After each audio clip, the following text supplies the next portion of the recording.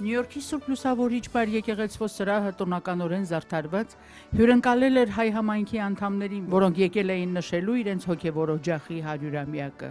Of my grandparents and my parents. Հանձինս այս եկեղեցվո ես տեսնում եմ իմ մեծ հոր եւ մեծ մոր, իմ ծնողների, նրանց բարեկամների երազանքների իրականացումը։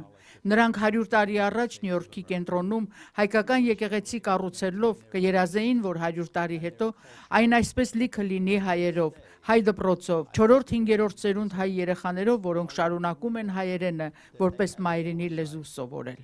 1914 թվականի օգոստոսին 1000 հոգու մասնակցությամբ հանձնաժողովի ժամանակ որոշվել է ժողովրդական հանգանակություն սկսել։ 1889 թվականից արդեն կազմավորված Սուրբ Լուսավորիչ եկեղեցուն սեփական շենքով օժտելու համար։ 1915 թվականին արդեն այս շենքի կանխավճարը տրված էր։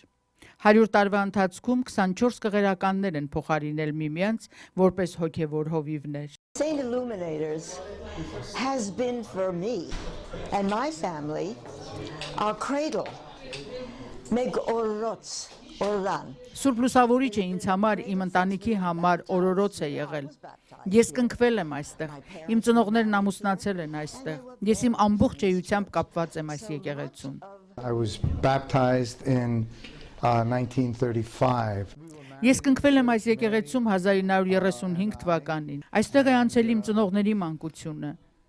իմ մանկությունը, իմ զավակների մանկությունը, իսկ այսօր իմ թոռների ու նրանց զավակների մանկությունը։ Saint Illuminators, in my opinion, is the glue